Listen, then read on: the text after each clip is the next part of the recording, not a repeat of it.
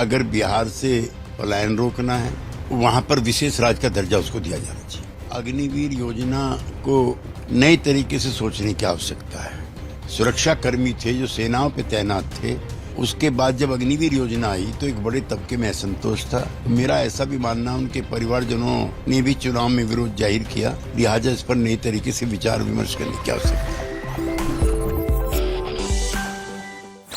4 जून को नतीजे आ चुके हैं। नरेंद्र मोदी अपना इस्तीफा राष्ट्रपति द्रौपदी मुर्मू को सौंप चुके हैं। अभी सरकार बनाने की पेशकश शुरू भी नहीं हुई है कि इसी बीच जेडीयू ने एक बड़ा बयान दे दिया।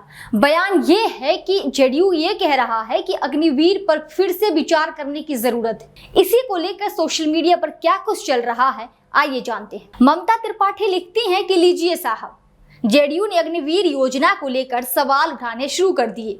पुनर्विचार की जरूरत है जेडीयू। जाकिर अली त्यागी लिखते हैं कि नीतीश कुमार और चंद्रबाबू नायडू की एनडीए से बात नहीं बनी, वह अब सरकार बनाने के लिए इंडिया गठबंधन से बात कर रहे। गठबंधन आज बहुत बड़ा खेला करने वाला है, याद रहे आज हर घंटे खबर बदलेगी। अशोक कुमार लिखते हैं कि जो शहंशाह किसी मंत्री को क्लर्क नहीं समझते थे, उनके सर पर नायडू नीतीश जैसी तलवार लटकी रहेगी। जहां फैसले कमरे में हो जाते थे, वहां नीतीश नायडू से पूछना पड़ेगा। नायडू मुसलमानों को आरक्षण देंगे, इन्हें ताली बजाना पड़ेगा। अपने अधिकारियों की टोकरी में उनके अधिकारी शामिल करने पड़ेंगे। मजा तो बहुत आएगा भैया। न्यूज 24 पर तेजस्वी यादव की तरफ से एक बयान दिया गया है कि अगर नीतीश कुमार किंग मेकर हैं तो यह उनके लिए अच्छा मौका है। उन्हें सुनिश्चित करना चाहिए कि बिहार को विशेष राज्य का दर्जा मिले और पूरे देश में जाति आधारित जनगणना हो। पत्रकार कृष्णकांत लिखते हैं कि एक वो दिन था कि गलती से कोई कैमरे के सामने आ जाए तो धक्का देकर हटाया जाता था। एक ये दिन है कि सबको बटोर कर फोटो खिंचाकर रिलीज करना पड़ रहा है। जनता ने ये क्या दिन दिखा दिया। खैर, इसे अलग मैं सोच रहा हूं कि संसद में छाती ठोकते हुए अभद्र तरीके से कहा गया था, एक अकेला सब पर भारी। उसी संसद में 400 पार की हुंकार भरी गई थी। जनता ने वो दुर्गति की कि 240 पर रोक दिया। जिसने खुद ही अपने को अजय घोषित किया हो, जिसने पार्टी संगठन गठबंधन सबको ताक पर रख दिया हो, जिसने खुद को अवतार घोषित कर दिया हो, उसके लिए यह करारी हार, शर्मनाक हार। कोई ऐसा व्यक्ति जिसकी आंखों में जरा सा पानी होता, थोड़ी लज्जा होती, तो इस शर्मनाक हार के बाद उसने इस्तीफा दे दिया होता और पार्टी से कहता कि किसी और को आगे करो। लेकिन इनके लिए सिर्फ कुर्सी प्यारी है। मर्यादा और मोदी दो ध्रुव हैं, इनका कोई मेल संभव नहीं है।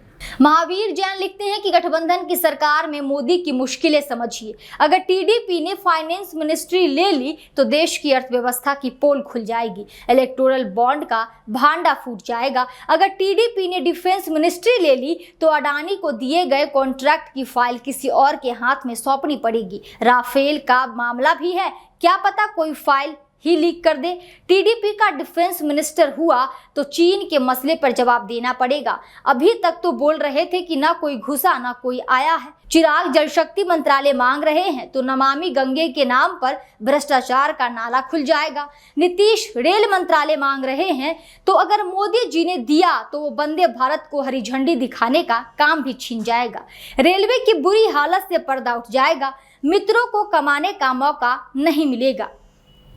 किसी दूसरे को स्वास्थ्य मंत्रालय दिया तो दवा कंपनी से चंदा लेने का मामला पकड़ा जाएगा। आयुष्मान भारत के नाम का फर्जीवाड़ा सामने आ जाएगा। कृषि मंत्रालय किसी को दिया तो किसानों पर हुए जुल्म का हिसाब मांगा जाने लगेगा। दूसरी पार्टी का बंदा तो प्रेस कॉन्फ्रेंस से डरेगा नहीं, जवाब दे दिया तो भांडाफोड़ होना तय है। जितने मंत्रालय हैं सब में घोटाला है।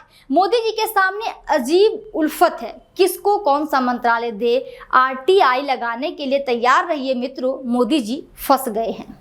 श्याम मीरा लिखते हैं कि 90s में जिस तरह टूटा फूटा जनादेश मिलता था, उस अनुभव से कहा जा सकता है कि यह लोकसभा पूरे 5 साल नहीं चल सकेगी। आज नहीं तो अगले वर्ष ये लोकसभा भंग होगी। लेकिन इंडिया गठबंधन को किसी भी हाल में मिनिमम 2 साल सरकार में आने के लिए हर गठजोड़ करना चाहिए, वायदे पूरे करके जनता में जाना चाहिए। पत्रकार रणविजय सिंह लिखते हैं, चुनाव के बाद देश हित में उठाए गए कदम, दूध महंगा हुआ, रास्ते पर चलना महंगा हुआ, टोल टैक्स, बस का किराया महंगा हुआ, बिजली महंगी हुई, अभी तो ये झांकी है। पत्रकार सुरभि लिखती हैं कि भाजपा के साथ जिसने भी हाथ मिलाया उसका अस्तित्व नहीं रहा। नवीन पटनायक, मायावती, केसीआर, तमिलनाडु की डीएमके, महबूबा मुफ्ती, जो भी सहयोगी बने उसको भाजपा ने मिटा दिया। तो आने वाले समय में नीतीश कुमार और चंद्रबाबू नायडू की पार्टी का भी अस्तित्व नहीं रहेगा, यह तय है।